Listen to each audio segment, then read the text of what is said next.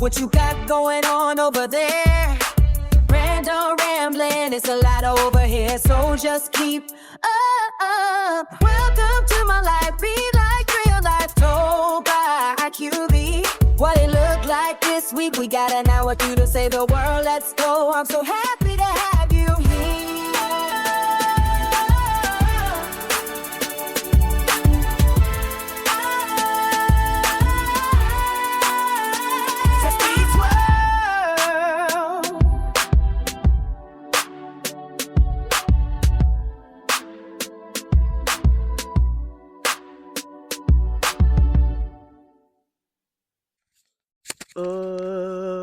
I guess welcome back.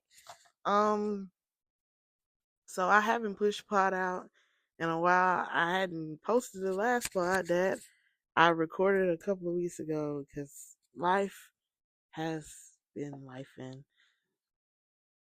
I'm not gonna sit and lie. Like, my life has me in a very, very, very, very, very dark headspace, and I'm trying to come out of this. But the more I stare down the problems, the issues, and everything else that I got going on, the more I just say forget about it. And I know it's bad. I'm just tired. When I tell y'all I'm just tired, I'm tired. I'm just tired. It's draining me, and negative comments and stuff from people, or people giving their unsolicited advice and opinions about something that I've repeated more than 20 times. It's just drained the last drop of energy that I have. On top of Christian's behaviors have been rough. I've been in and out of the doctor's offices with myself, with her, and all the things. It's just got me in a very, very, very, very, very, very dark space. Life has a lot of things going on around me. A lot of people around me are hurting and being gravely affected by different situations, and I'm just over it. I shouldn't be this far over it, but boy, I'm over it. I'm over 2026. I I don't even know where to find optimism no more. All I know is I'm tired. Um I probably shouldn't have started my podcast like this, but y'all deserve to know that QV is just not QV. It's just like I don't even I don't even know. I know my head hurts. I know that I'm tired. I know this is so unfair. I know that I know that I just don't know it. That's what I know. I want to pick up this podcast mic, but I don't even know. Nevertheless, it is March 14th, and I'm going to post my last podcast. I can't remember when I recorded it. I think I recorded it. I wasn't home last week. So I think I recorded it 2 or 3 weeks ago. I'm going to post it today. I'm going to post this today. Um, there's really no changes, which is what's making me go deep in a dark space. I've had this podcast since August. August. Y'all been listening to me since August. It's now March.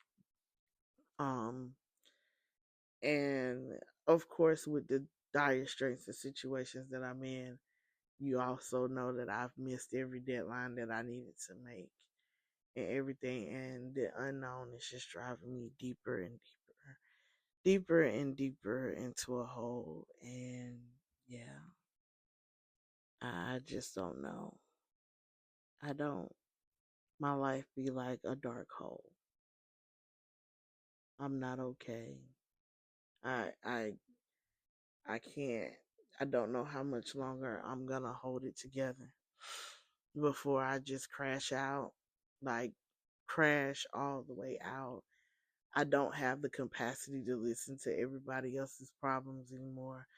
I don't even want to listen to anybody no more. Like, I try not to be mean, but I really just want to tell people, stop calling me with your problems. Mine right now take the precedence, and I don't want to hear it. A lot of people I've just stopped picking up the phone for because I can't take it. Noise, everything. I'm so overstimulated and overwhelmed. Like, I really just can't. I'm not the person to talk to. I know typically I am, but I'm not. I can't handle it anymore. I'm tired. I'm tired. Until this situation resolves itself, I am not the person. Like, go find somebody else or go figure it out yourself. I can't. I can't. I can't. I can't. I can't. I look at people and I'm like, use your resources. You have people around you. It's not just you with me. It's just me. And that's it. Me. I don't have anybody else. Me. It's all on me. Go figure something out. I can't help you right now. I'm just too tired. I am too tired. I don't want to hear it. I don't. Myself, I'm burnt out on all ends. And as for you and your problems, they're gonna have to work themselves out without you. So that's that. I'll be reposting my new GoFundMe because I have more curveballs than I have a bat, and they're just all hitting me like hell falling out the sky and nowhere to go. But damn, I don't know. Cause I literally feel like now my little rain has turned into a violent tornado with 10-inch hailstones just knocking me out. I don't know. That's what I really feel like. I don't know. Anybody else can help or know? Hey, help me out. But otherwise, I don't know. I actually have a podcast episode lined up because I don't want to sit here and bellyache and gripe about myself. This topic is really near and dear to me. This was a submitted topic from a friend and something she wanted me to speak and share about, and I am definitely in the position to speak and share about this. And it's about, and I'm not trying to be insensitive to other groups, nationality, races, any of that.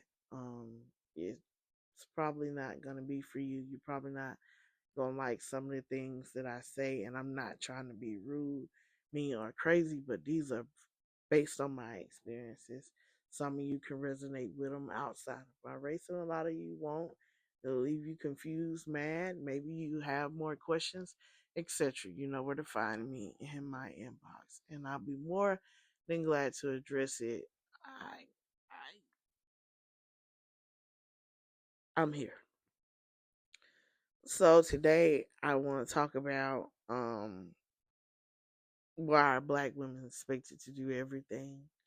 Um, the black woman savior complex is what a friend asked me. She was like, because, and it's being widely discussed on, especially on TikTok, how the world, especially in this political climate and all this going on, why the world think black people are supposed to save them, black women more specifically, are supposed to save them and bail them out, and how they feel like black women have retreated into a space of not caring anymore because we fought and fought and fought and fought, and nobody listens to black women until we get into a bind that we can't get ourselves out of, like stuck in a wet paper towel type situations.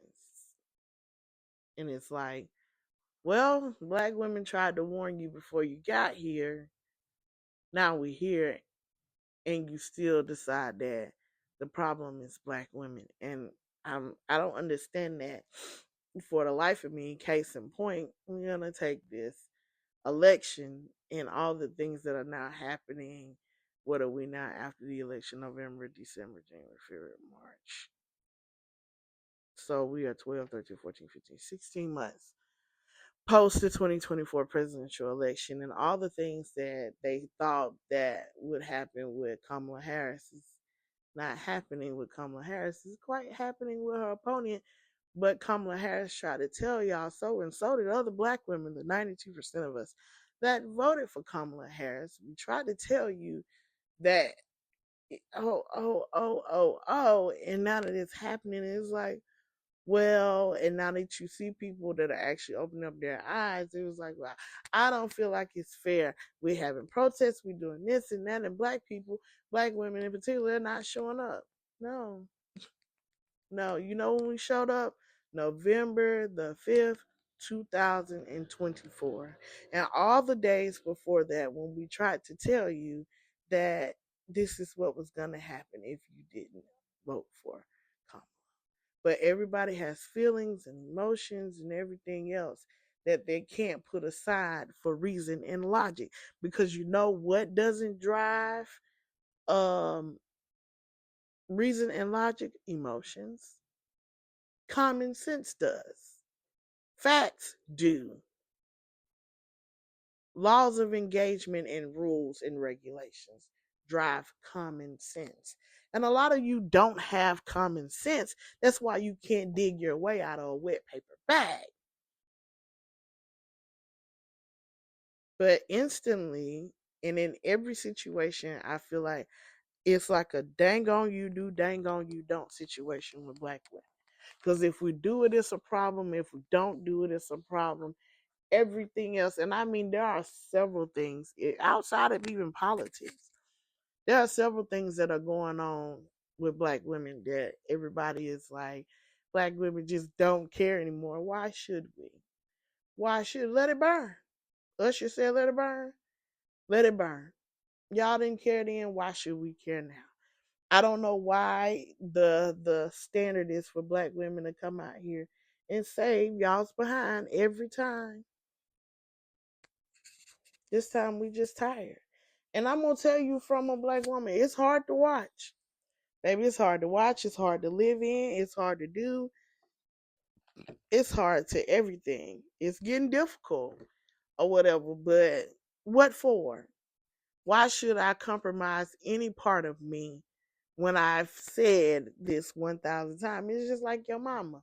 I shouldn't have to tell you 4 times for you to do something.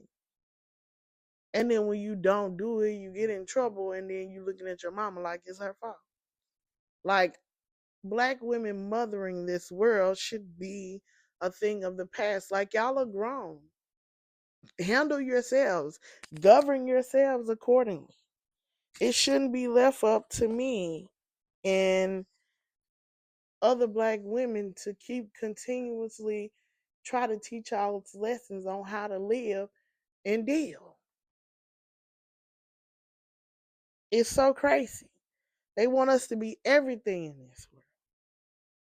And when I say everything, they want us to be strong. They want us to be caretakers. They want us to be problem solvers. They want us to be the ones that show up. Then they want us to be the one that when it all goes bad, they want us to be the one to take the fall. You want us to be everything but ourselves. Because when we authentically show up in spaces as ourselves, we too ugly, we too ghetto, it's too black, it's too woke, it's too this, it's too that. Like, babe, pick and choose your battle. We're not good enough to live in this world in ourselves, and we too good to live in this world in anybody else's space. What do you mean by that, QV? I'm not good enough for the promotion on I'm not good enough to come on the job and just be myself and get to promotion, but I'm too good for the promotion because I'm black. Because you don't want to promote the black person. Or you don't even want to hire them. You know how many black women resumes are getting looked over because non-black people are scared that that person is going to take their job and they're going to get fired. This is when I had this conversation a while ago on this podcast that DEI doesn't mean less qualified. Me and a non-black person can be going out for the same job. I have more qualifications than that person, and I still have to prove myself.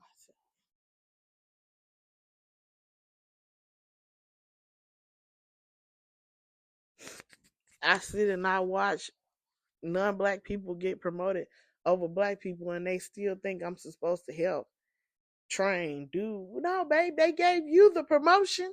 What are you looking at me for? And it's often black women that this happens. I watched shit in the workspace when I wasn't in education.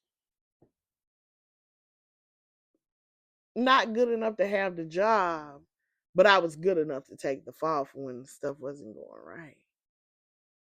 Um, Not much how bad I had to fight to get a little raise.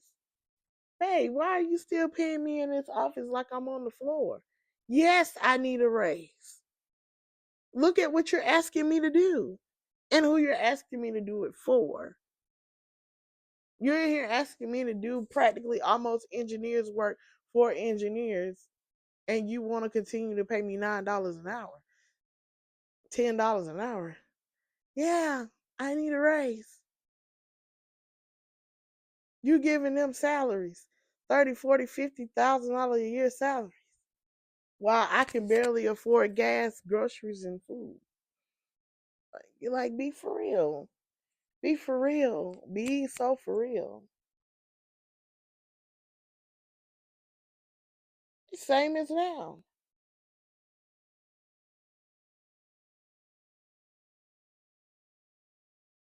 I've slowly had to start acting my pay grade, because y'all not trying to change the pay, knowing that the job compared to other jobs, although you still have me listed as one of those, has way more greater responsibility than people in a similar job. You don't want to raise the pay. Okay, it doesn't come with half the pay. All right. I'm just gonna sit here and act my shoe size. What else do you want me to do? I don't know who decided that black women should be the savior of this world. I have no idea. We get, I see so many black women get praised and penalized for the same thing. I'm like, wait, I don't know. And then when we're sick, don't feel well, not our best, A1, then it becomes problematic. Like, certain people expect black women not to be human. And I don't know why. I don't know who came up with this.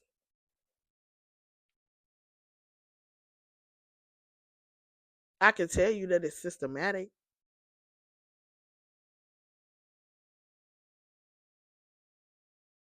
from slavery to segregation to now. It's systematic. They always wanted us to be strong. You got to be the backbone. You got to be this. You got to be a Proverbs 31 woman. You got to be this type of woman. You got to be that type of woman. You got to be everything. This is why I am so against 50-50, the idea of 50-50 relationships or whatever. It's like, oh, you should be 50-50. And this is for a point for all women. Y'all want women to be in 50-50 relationships, and there is not a 50-50 when it comes down to a man and a woman. Because likely all the man has to do is go to work and come home and halfway participate in his home halfway and pay a bill. When the woman has to, if she's made to leave the home, go to work, pay the bills, see about the kids, have sex with him, do whatever he wants her to do, go to all the extracurricular activities, meetings, when it's time for said kid to be sick or anything, it's always on the mom to stay at home. Sometimes you might get dad, but Do you know how many moms have to bargain out for dad to take a PTO day when they come down to going out and having equal time out with friends? Usually, dad gets to go out and do whatever he wants to do or whatever, or he leaves work and go does stuff with his friends. When mom has to come straight home, make dinner, do homework, see about kids, wash clothes, clean the house, and everything else. It's never 50-50. Never 50-50. And then you watch some of these men get the nerve to complain about 50-50 because the house ain't clean. Well, babe, when you decide to let her leave, told her she had to leave the house and help you with the bills, you decided that nights you had to cook and you have to clean and you have to do everything else. You don't get to have a housewife and a working wife at the same time. And some of you don't understand that. If you want 50-50, you got to cook 3 nights out of the week. You got to clean up behind yourself and do your own laundry. You can't have both. They're talking about there's no reason why I work 10 hours a day and I can't come home to a hot meal when you making her work just as many as hours as you are. Huh? Baby, how does that work? The house is dirty because you left it dirty. Babe, your kids left it dirty. You got to clean up behind them too. You want me to go to work. That's why I said y'all let people trick y'all into nothing. Do the math, sweet pea. It's easy. But I'm going to get off that because that's another story for another day. And I actually think I've already talked about that horrible math that y'all be, trying to uh trying to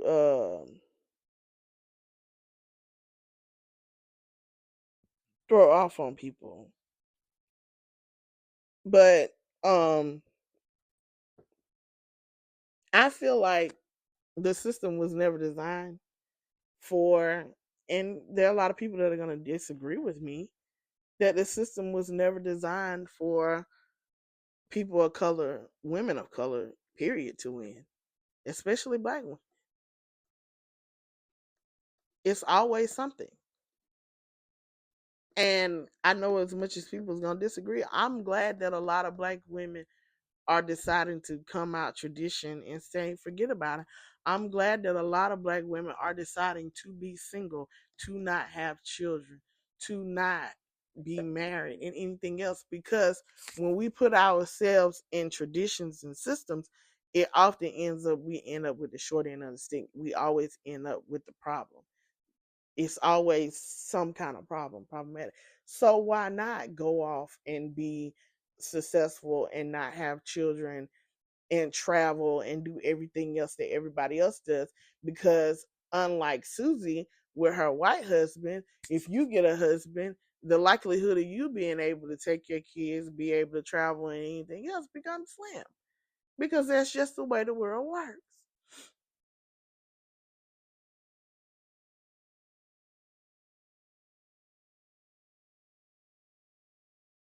I swear, being systems of being a black family, I don't think it works for black women. I know y'all are gonna disagree with me. I don't think for the most part there are some unicorns in this situation, but a good portion of black women who are married and having children are unhappy in comparison to their white counterparts. Even when you're not talking about, and I'm not talking about ones with money and don't, I'm talking about with the same amount of available resources. People with the same amount of available resources, they're not happy.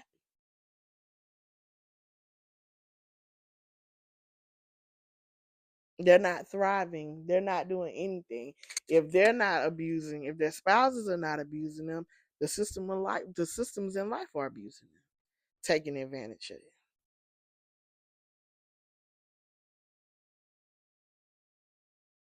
You know how many black women right now are unemployed with degrees, or underemployed with master degrees and stuff, because of at the helms of society, we're seen less than. Oh no, I'm not hiring her because she might take my job.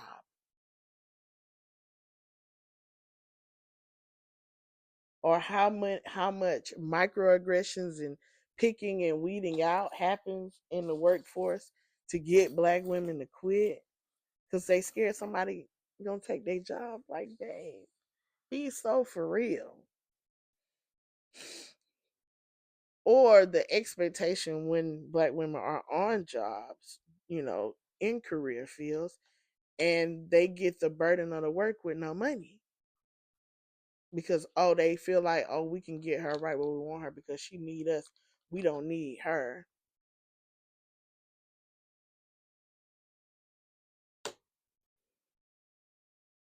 So many black women are scared to speak up for themselves because it's crazy.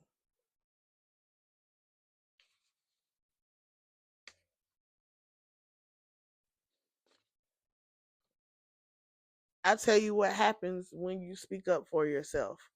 When you decide to go outside of the norms and decide to put people in their place. Jasmine Crockett. That's what happens to black women. Jasmine Crockett is the poster child of black women who speak out against the status quo, who calls people out for their injustices against people of color. And so many people are scared to be like her. This world does not want. And people attack Michelle Obama for saying the very thing that got Jasmine Crockett in the position that she's in now. Michelle Obama said, "Don't y'all even dare tell me that y'all want me to run for president or anything because y'all are not ready. You're not mature enough for black leadership, especially black woman leadership. We seen what y'all did to Barack Obama. Heaven forbid if you look at what you took, babe. What?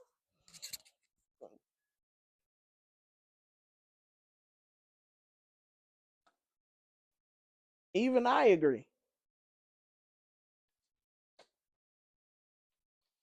As much as I love,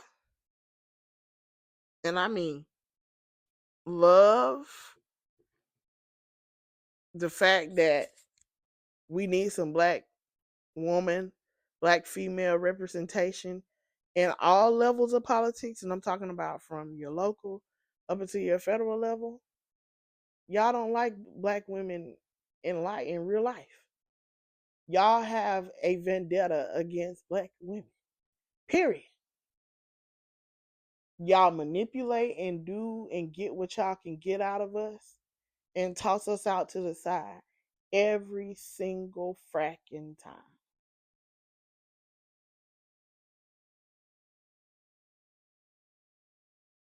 I'm not here to tell anybody what they could have, should have, and would have done, but I guarantee you, and I know I don't know um who her political advisor was or anything else, but I wouldn't have left and ran for anything but the seat that I was sitting in already. I just wouldn't have. Because I know how people are. I know how these people are. It didn't matter. They wanted the white man anyway. That's what they wanted. Nobody can come up with, and I've heard videos for 2 weeks now as to why they voted for him other than her tone is too harsh. Oh, she's black.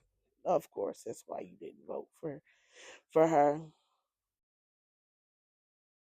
And the lies that were told. This is why I tell people when they be saying, "Oh, I googled it." No, y'all let Gemini tell y'all, and I try to tell y'all, AI is not a research tool. It is not a valid research tool. AI puts into what you put into it.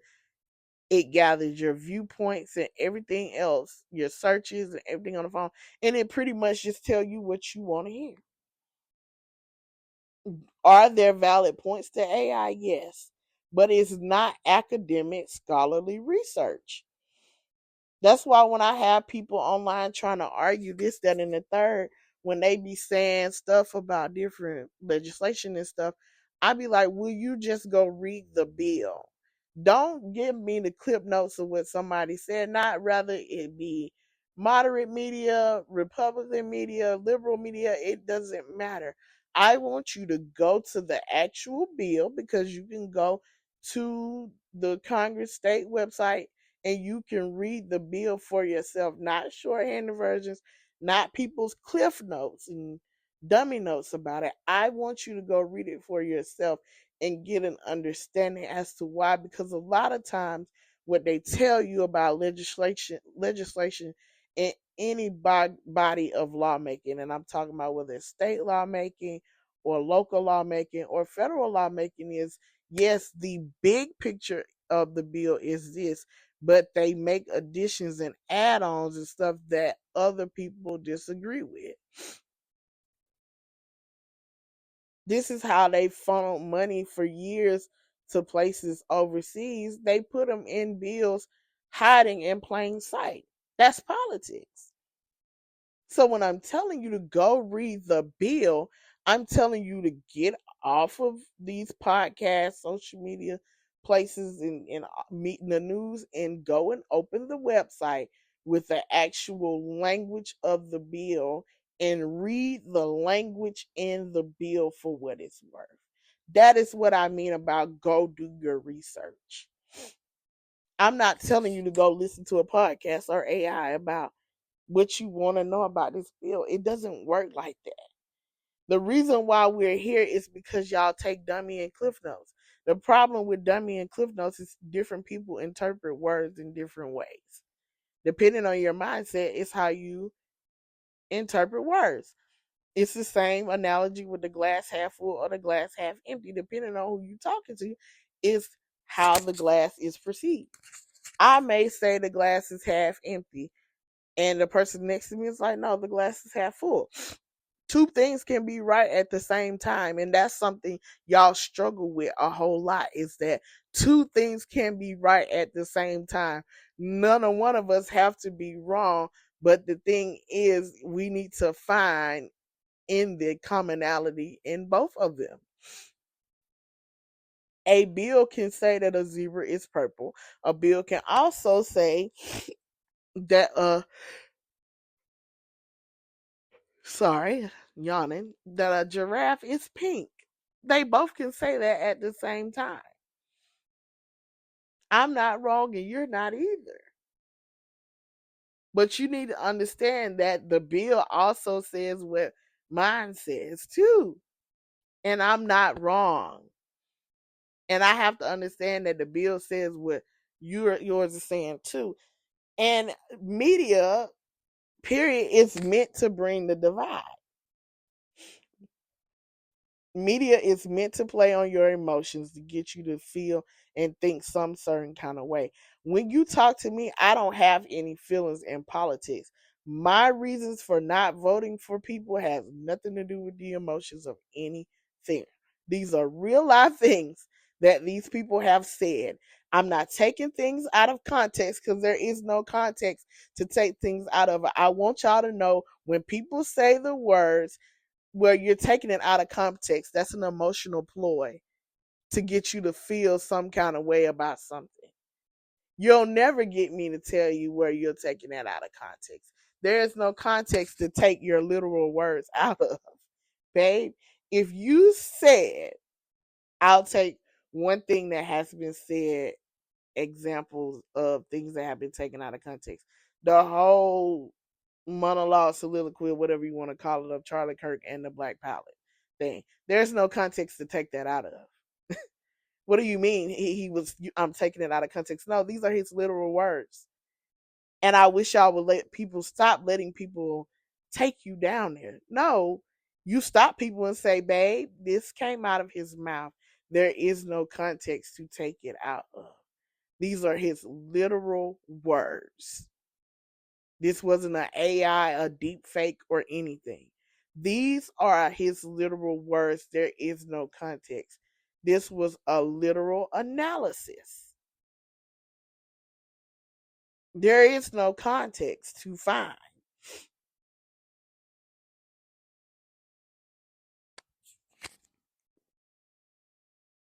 Stop letting people get y'all emotionally riled up for nothing. Like for people who say I'm not voting because neither one of these people appeal to me. What's appealing about voting? What do you mean they don't appeal to you? You have your beliefs of what you feel like should happen in your life. You have things you want to happen in your life. Which one of these candidates most likely will get the things done that you want to get done outside of religion, outside of your feelings, and anything else?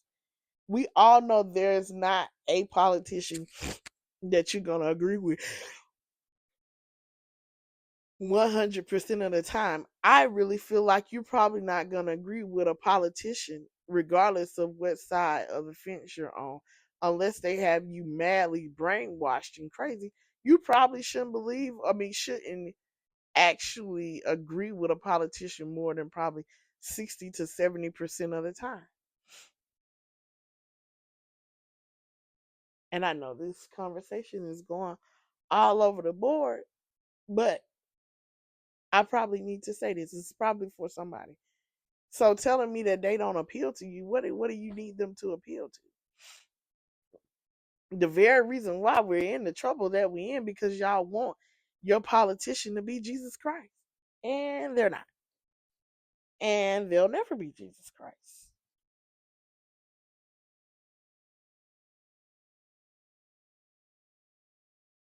Nothing about politics is religious. Nothing about religion is political. Why do y'all want to intertwine the two? It's insane to me. And use scriptures like, well, Jesus said, and the government shall be upon his shoulder, and this and that, and that and this. That's what y'all take out of context. The Bible. You pick and choose what day y'all want to live in the Bible. I tell you that all the time. Well, baby, when you go to that Bible, unless you finna stop eating crab legs and shrimp, you finna not cut your hair and wear a dress down to your ankles. You finna let your husband have 35, 50, 60, 70, 80, 90 wives and concubines and everything else. Get out of the Bible. I'm not the biggest theologian ever, but please do not tell me about this in the Bible if you're not going to follow everything in the Bible. Okay? You can't pick one day to live in the Bible if you're not going to live by all of them.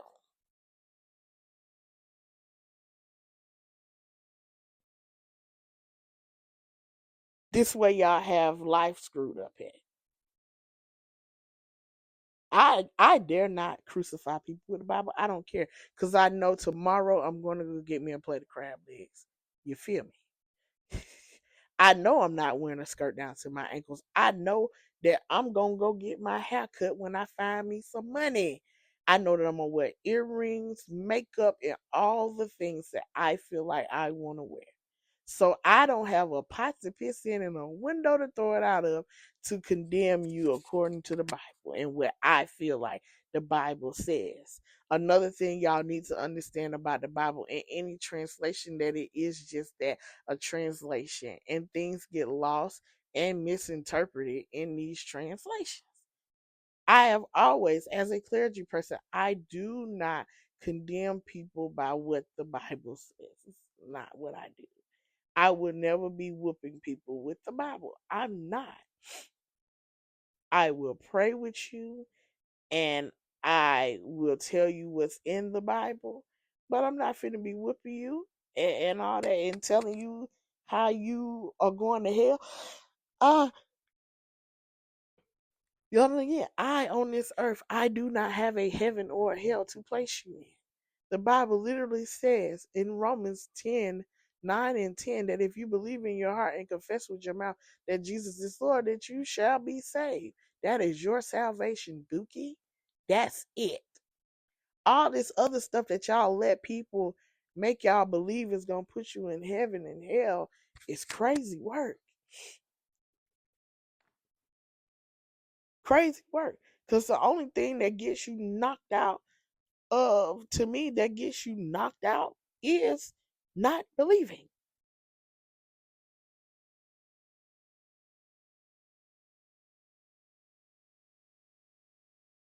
But it brings you back into something that was brought up years ago, and I might have talked about it because I don't know. I talk about it a lot. I could have just talked about it on TikTok.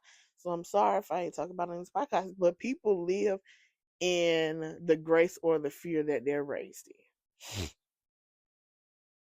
That's where people live at. So if they live in fear, that's because they were raised in fear. If they live in grace, because they were raised in grace. And I am one of those people who are raised in grace because you do understand that the world is really reciprocal. What you put into it is what you get out of it. And I know that I don't do things great all the time. I need people to have grace with me. Therefore, I extend grace to people.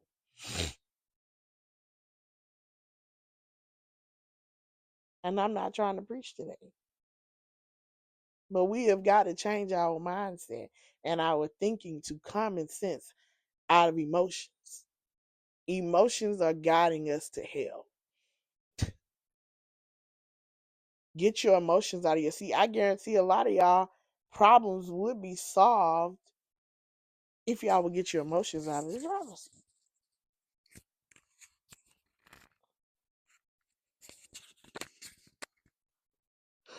I'm tired. I'm tired. I really am tired. Very tired. But I don't have my emotions in the driver's seat of my life right now. Because if I had my emotions in the driver's seat of my life, I'd be a mess.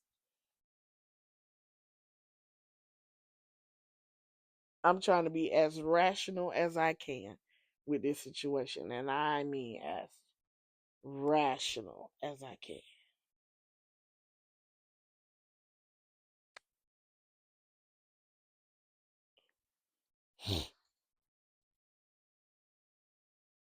It's hard.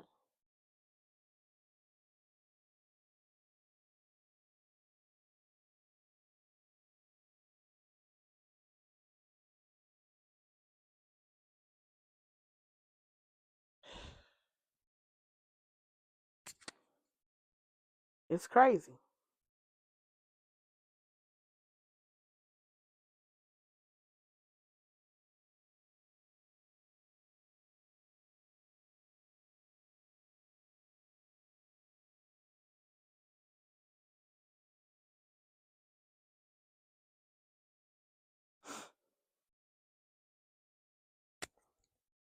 I'm tired.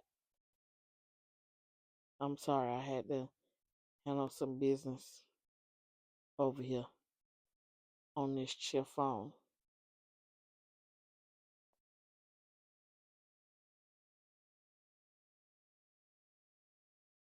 But back to what I was saying. At some point in our lives, we have to get our emotions out of the seat. But let me get back to the main topic at hand, which is black women, and this savior complex,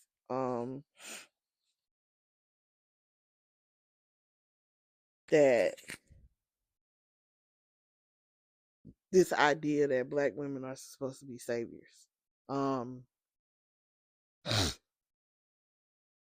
Black women are burdened. Nobody really comes to check on us. We're supposed to check on everybody. We're supposed to do everything. We're supposed to go everywhere and be everything. I mean, some of us black women are wearing so many hats to the point that do we even really sit and think about ourselves, um, and what we need? I know for a while I neglected my own needs for everybody else, and now here I am, and I need, and nobody's coming to my rescue. It's how I feel every day. The people that I have made sure was straight. You think these people have come to my rescue? Yeah, right. And I don't expect them to. Because when you do stuff for people, expecting a return is crazy. This is why I tell people, and this is a hard lesson I had to learn, don't give people what you need. When people come and ask you for money, you don't let people borrow your bill money because they say they'll give it right back to you on Friday. Things happen, or people don't have the purest intention.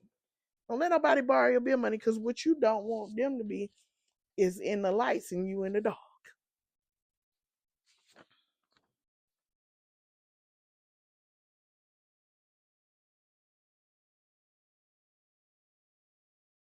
I think that strength in black women can be a blessing and can be a curse. I do feel like yes, we can withstand a lot more pressure and things and that happen, but at the same time, it costs some of us our sanity, our mental health, it costs us our lives, livelihoods, jobs, everything.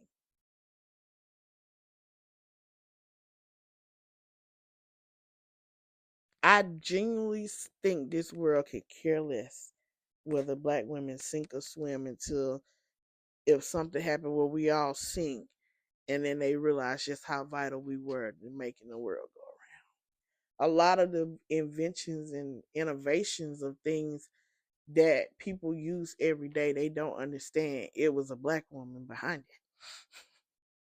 it. So if you were to take all of these things that we've invented or innovated off this planet, I wonder how you be able to maneuver.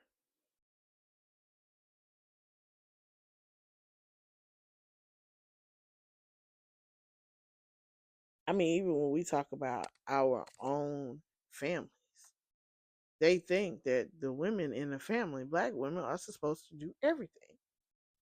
And you're supposed to do nothing. Everybody else, the men, just don't do nothing. Just like I said with the analogy of 50-50 early, they just need to go to work and pay the bills. That's all I'm supposed to do. You have men, black men out there, men, period, think that all they're supposed to do is go to work and pay the bills. They have to show up with their family thing. They say two words to the kids and maybe take them somewhere every now and then and again. That's actually showing up, and it's not. It's very neglectful.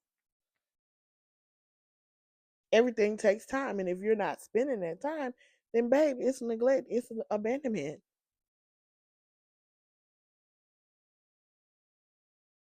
Every time it's a lot of reason why a lot of black family structure is losing its spark because black women aren't holding it together anymore.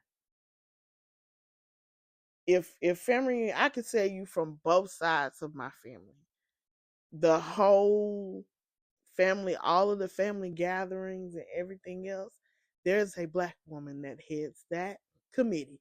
It is not the black men in the when funerals happening and stuff happening, it is a black woman that makes sure everything is coordinated, food, family. If it has to be like a GoFundMe or anything, it's always the black woman that has to do it. While everybody sits around and look at her like they crazy and can't do anything. It's the helplessness, or I guess learned helplessness for me, because we'll sit and watch black women drown, run around in circles and flip upside down. And when they spaz out or they don't do what you want them to do, then we make them a problem. Like, what, babe? What? Because when I was XYZ, I wasn't all of that. But now that I'm tired and I'm fed up, now I'm a problem. Huh? I never understood bashing your former best interest and best thing that ever happened to you. This is why we also see a lot of black women deciding that, hey, because of course this society as a whole are so crucial and critical of black single parents more than they are black single moms, more than they are the black single dads, any other race of single parent. It's always black women and their fault. that they're single and single parents and the dads are not doing anything and they bitter baby mamas and all of that. That's why you see the rise of black women deciding to be the non-custodial parent, give the babies to him and go off and live their life and just be a weekend parent paying child support because what? Everybody else been doing it all year long. This is why you see a lot of black women taking approaches to things that in ways that they typically wouldn't. Doing it like black men and white people have been doing it for years. Because it's been getting them by for years. But us being the nurturers and the caregivers and everything else has been killing us for years. You know, most black women that I know in my family, most of them did not live to see 65. There are very few black women in my family that have lived to see their 70s, 80s, and 90s. But there are a lot of black men that have. Even black men just making it to their 70s. I can tell you in my immediate line, my immediate family right now, like my immediate family, with the exception of my granddaddy, my mom's dad, because he was terminally ill or whatever. None of them made it past 65. My mama, my aunt, or my grandparents. Let me do some quick math. Um, for my dad's mom, but I don't think she made it to 65 either. No, she might have made it to 65. I think she would be the only one that made it to 65. Hold on.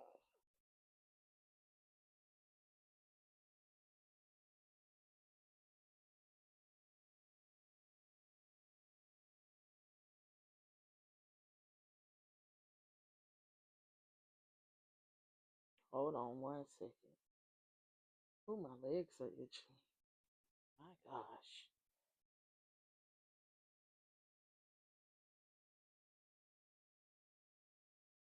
Hold on. She might be the only one. I just have to do some math because I'm tired.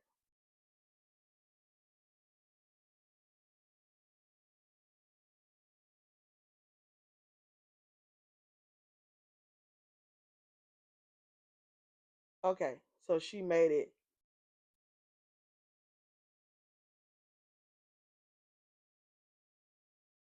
to 78. And with her and my great grandma, my my mom's grandma would be the only two.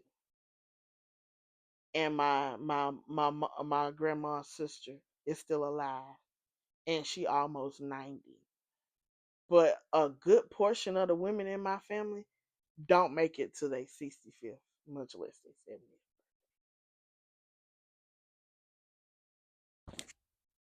They don't.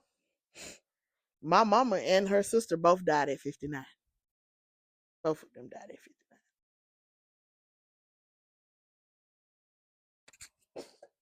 My my grandma, my mom's mom died at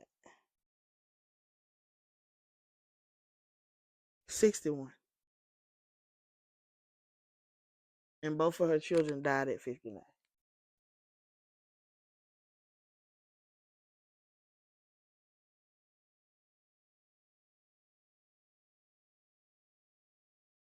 This is why you see um and I mean even lately the amount of black women that I know that have died in their late 40s, mid 50s.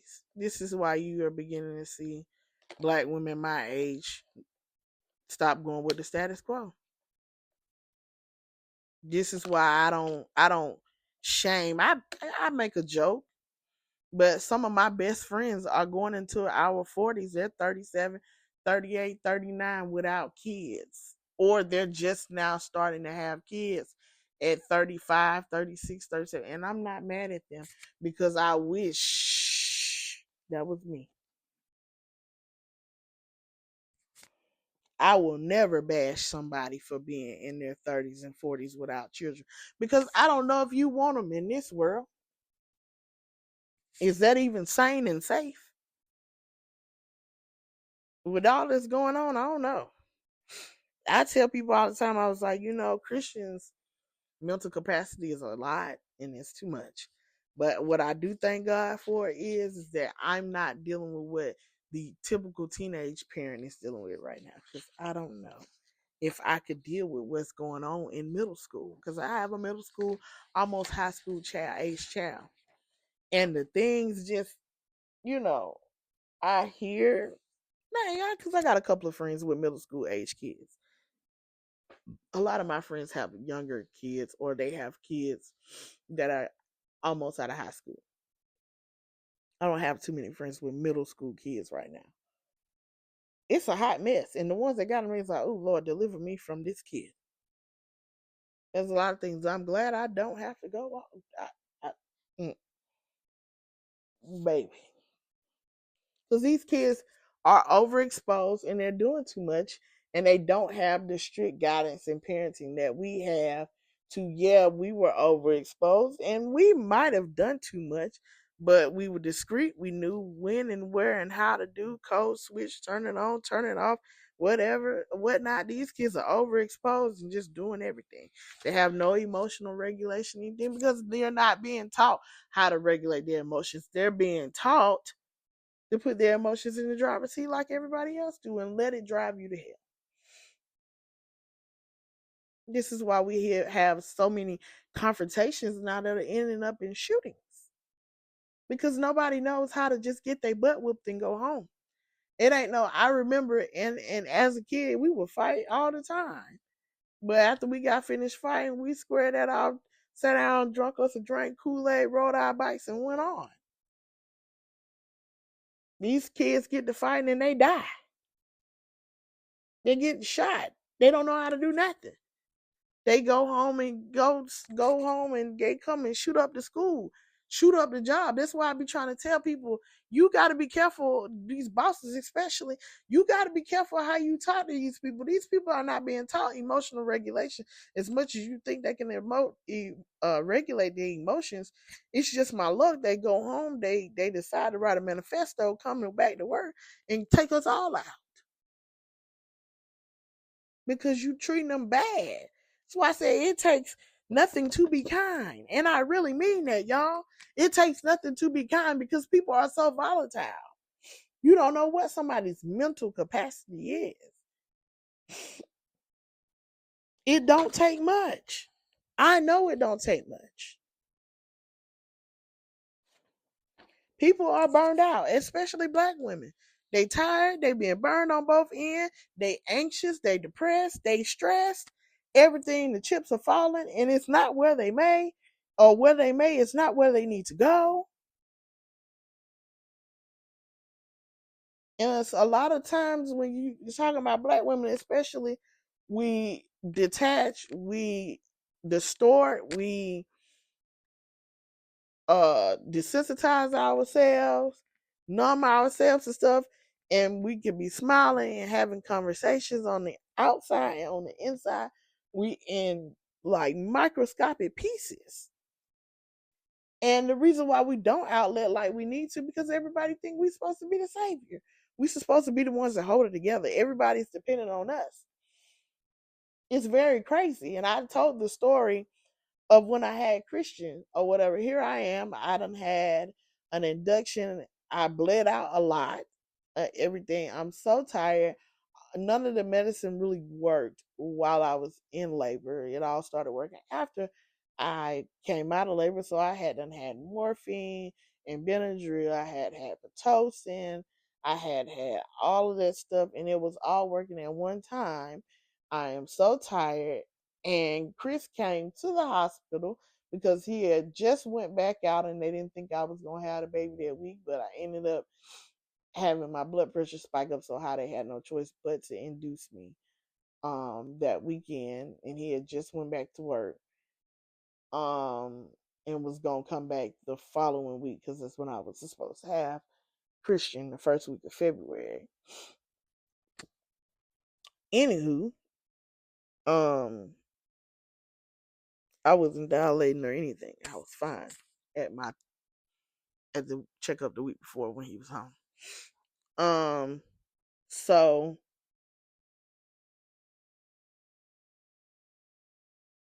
when he got there, he looks at me, he look at Christian, he was all right, you can go to sleep. I knocked out and go to sleep, and then she needs to be changed. And he wakes me up and he tells me that, oh, I don't want to change her because I feel like I'm gonna break her. Like my hands are too big to change her, and she a little girl. Like what the wait, what? And I mean, you wake me up out of my sleep to do this. Like, are you so for real? Be so for real. And that ended up being the pace of our relationship. He really didn't do much of watching and stuff for her. Very minimal participation. The reason why I tell people being stay at home mom is great. I've been that. But if you don't have the support you need, like, hey, I get that you went to work today and I'm a stay at home wife and mom, but I still need time to do something outside of these children. I need to be able to walk away for a second, shower, let me clean up. Can you hold your own kid while I clean up the house without them being everywhere all at one time? I was going through some of the worst bouts of postpartum depression, and to the point that I was nearly in psychosis. I lost my mind. That's how bad my postpartum was. Like, lost my mind. Some of you knew that. Some of most of you didn't.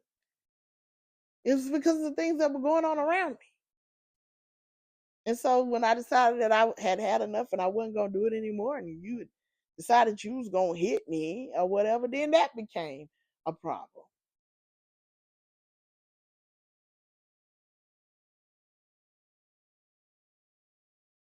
This is why a lot of black women die in their relationships, because of the lack of support for people around them. We have to be strong. And I've heard people literally, when I told my story, was like, oh, he just hit you one time and you decided to leave. How many times was it supposed to take, babe? My man done hit me one, two, 3 times, and I didn't leave. Well, baby, that's you. He shouldn't have hit you that first time. You should have either A, left, or folded them like a pretzel, but you and I are not the same, and that's fine. But ain't no man gonna put his hands on me freely, and I just gonna accept it. My child shouldn't have to die in my foolishness. But this is how the expectation that black women are supposed to be strong and endure is how a lot of women die in their relationships. They drown themselves, the abuse becomes too much, they end up taking their own lives, etc., because of lack of support for black women. Even when you talk about black moms and their support for their black daughters, it's horrible. There are some black women that I know love, care, and nurture their daughters, but not like they do their sons. They make their daughters their problems and baby their sons. We see it all the time. Or they go into competition and jealousy of their daughters, or they try to do things to sabotage their daughters because they don't feel like their daughters should have better lives than them.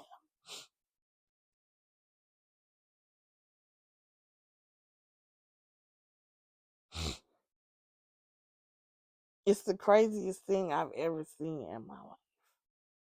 And I hate every day of it. It shouldn't be like this.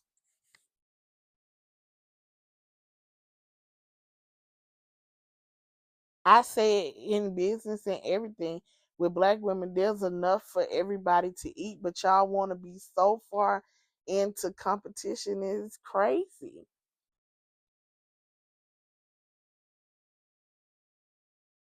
And me, I don't understand why y'all want to be in that much competition with each other. It doesn't make sense.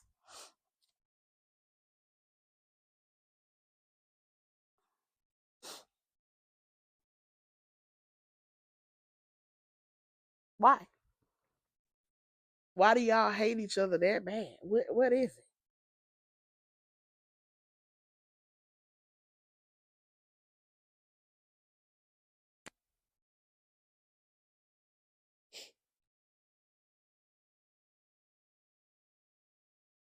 With my head.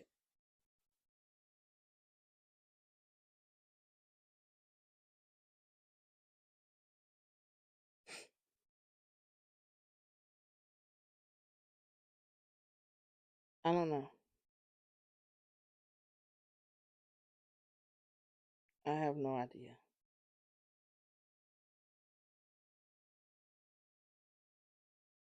And I mean, I have no idea.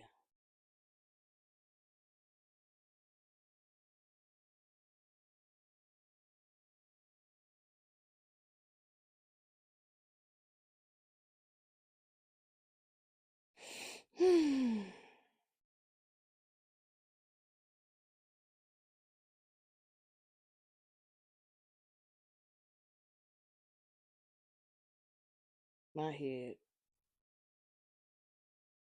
My head.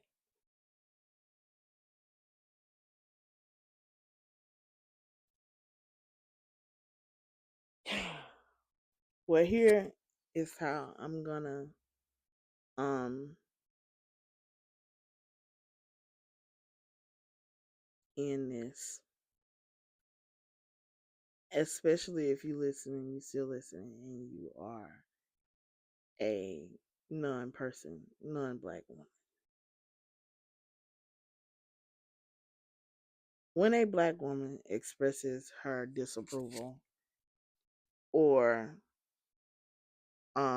frustration or sadness or a boundary, it is not anger. I am not difficult. I'm not ungrateful. I'm not crazy and anything else. We, just like any other race, have the right to have feelings, emotions, and everything else without being problem or problematic.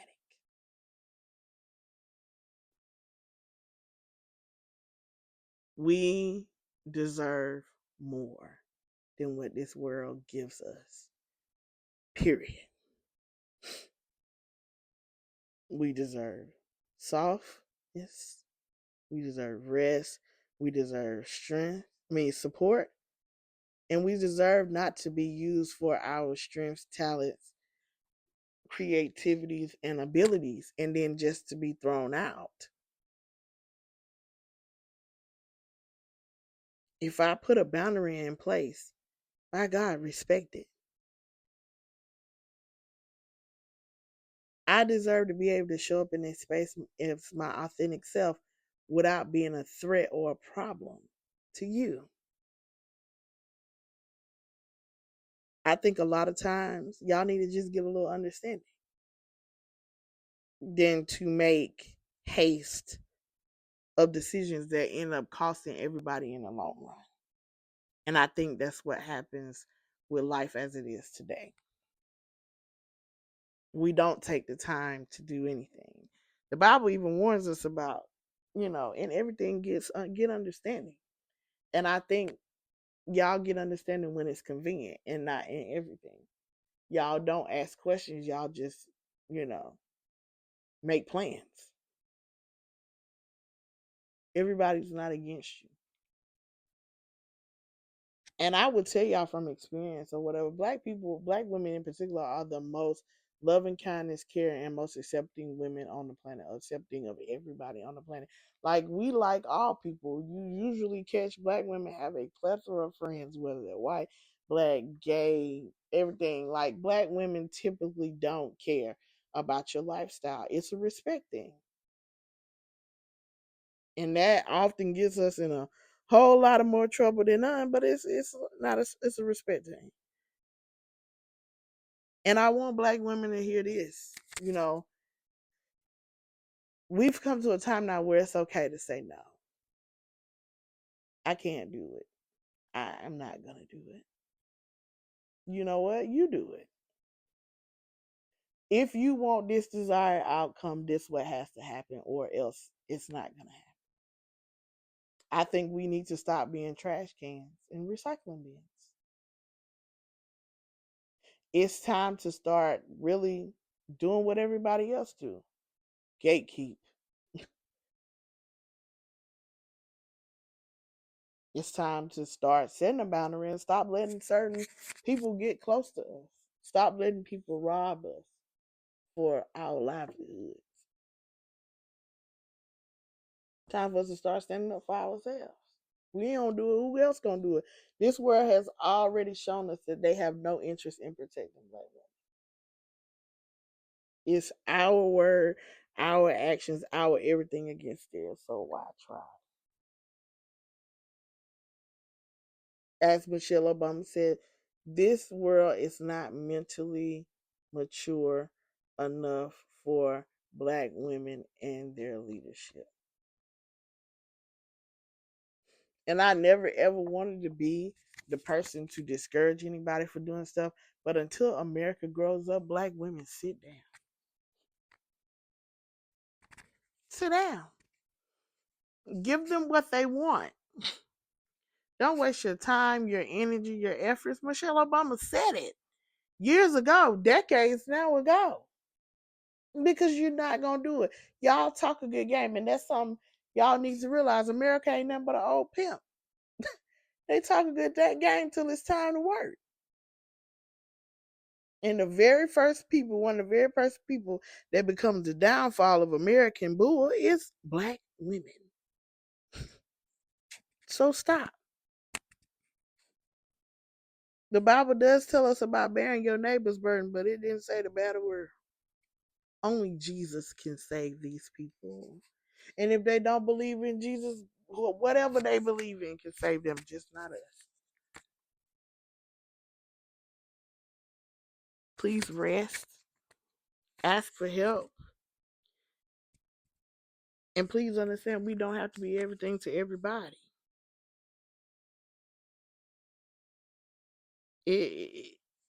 Strength is a powerful thing, but humanity is the most powerful thing we have. It's being human.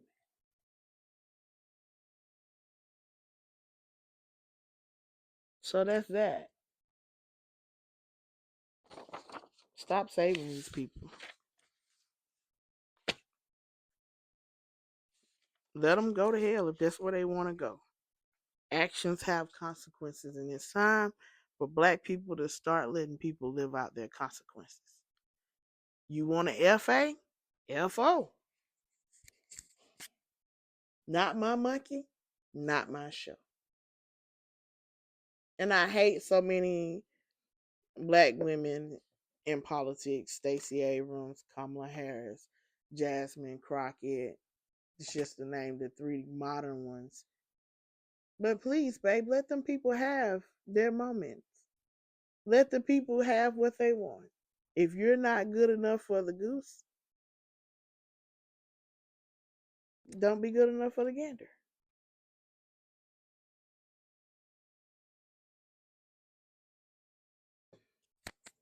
Child, please. Stop wasting our time, stop wasting our money, and stop wasting our resources because we're not what they want. And I hate to have that attitude, but we're not what they want. They got a lot of growing up to do out there, and until they grow up to us, stop watering down to them. Because when you water down, you just eventually melt and dissipate.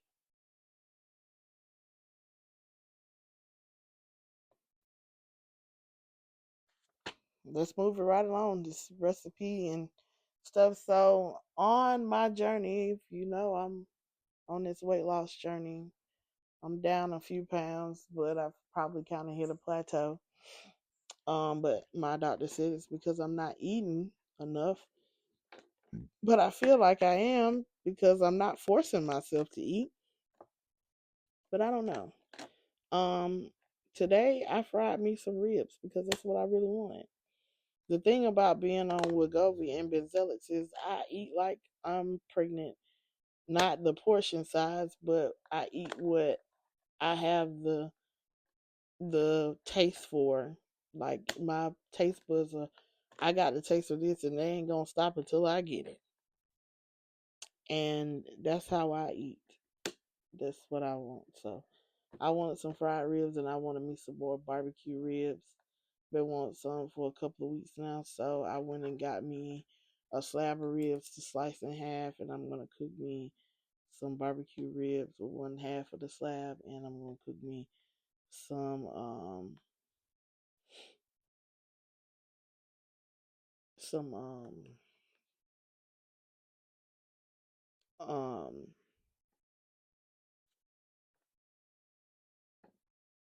I'm tripping, I can't even think right now. Barbecue ribs on one side and I fried the other one. I'm tripping. My brain is scrambling. Um One person and thing I have eaten over the last couple of weeks and I wanted to shout them out on this podcast. And I need to make it a video and apologize. I had to get a new phone and I had made a video um of um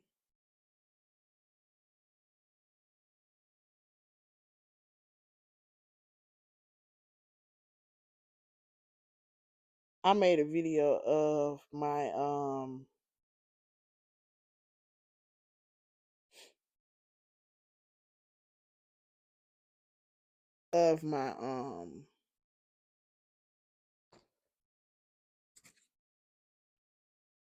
why can I think and put my words together? I think it's because I'm sleepy for some odd reason.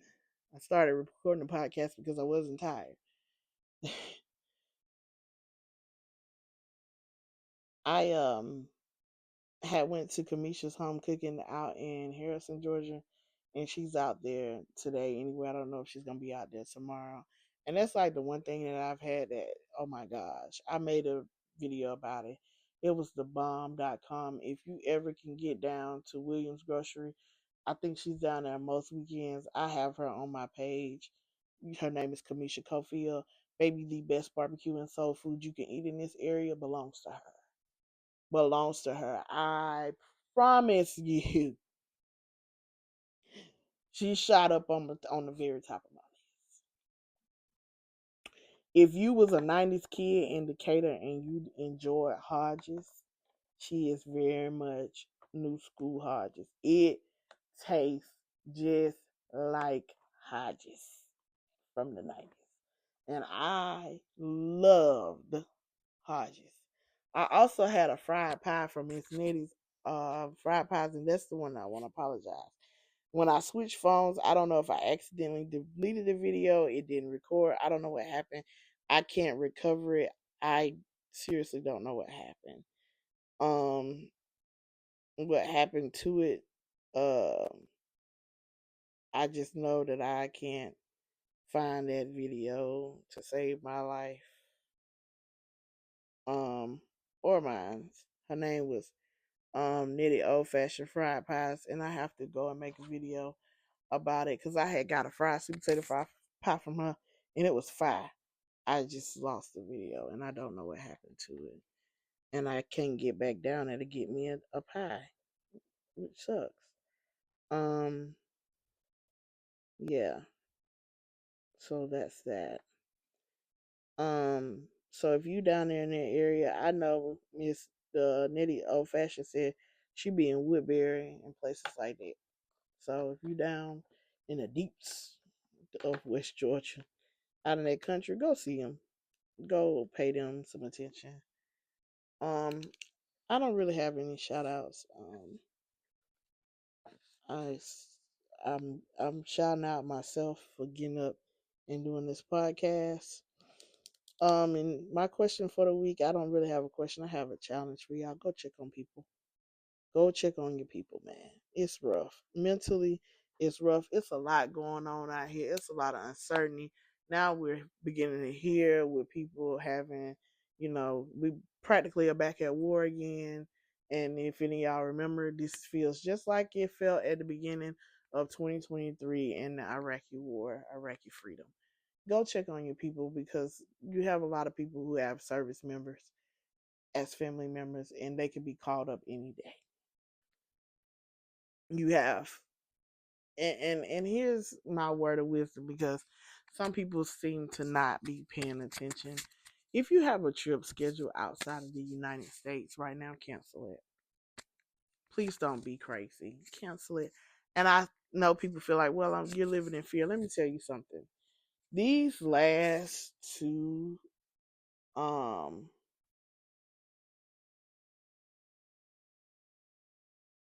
these last two military operations were unexpected and caught vacationers from the United States off guard.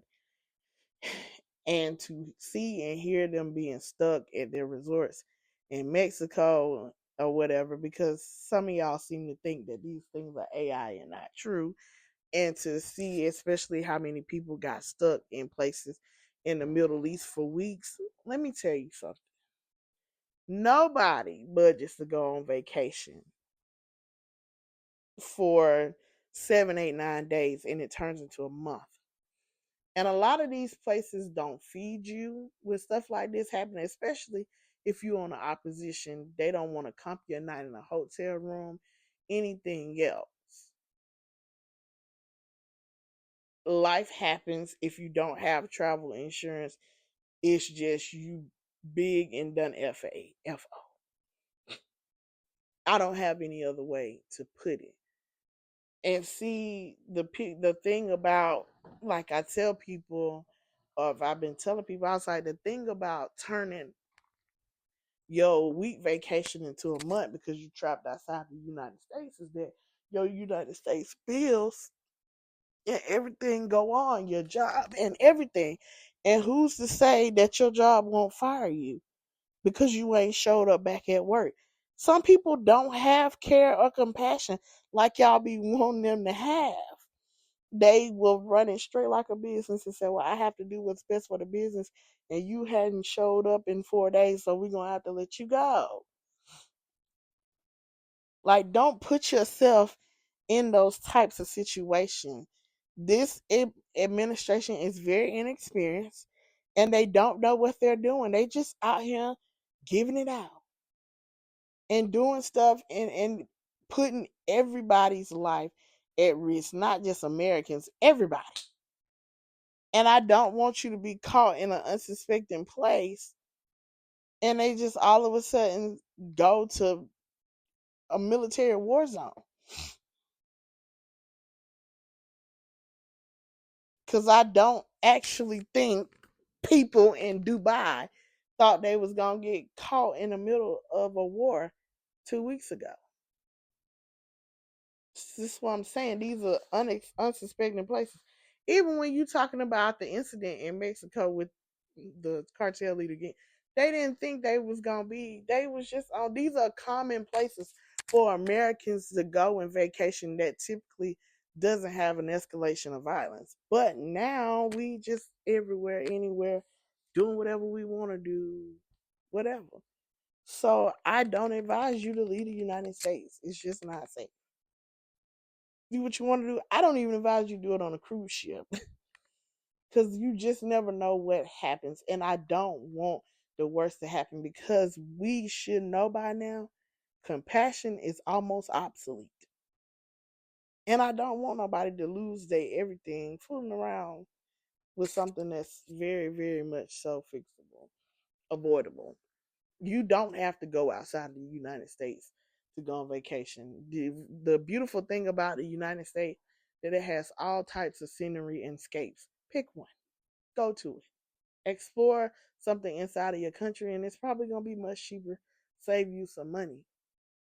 You're likely not to have nothing negative happen. And I know things happen on vacation, even in the United States, but not as much as things that can happen right now if you not in the United States. I'm just even thinking about the likelihood of you getting stranded and not able to return. That's very likely. It's happened. It's been happening. People getting trapped outside the United States and can't get on, can't get entry back in They ain't did nothing. They not no kind of trouble or nothing. It's just things get crazy. I felt sad listening to people saying that I've been trying to get a flight home for a week and I still ain't been able to get a flight home, and the US ain't sending, like, private companies and citizens were sending charter flights and stuff before the US government did. Crazy work. Crazy work. The government is not going to come to your aid likely when you leave this country. So don't leave it. Okay? I hope y'all understand that. So, yes, go check on your people. It's a lot going on right now. It's a lot of crazy things going on right now. I wish it wasn't. I wish we could be having different conversations, but we're not. This is where we are as a country. All we can do is sit, watch, and pray.